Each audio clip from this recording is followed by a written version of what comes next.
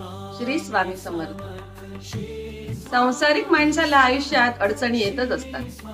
असा कोणीच व्यक्ती नाही की त्याला जीवनात दुःख अडचणी नाही.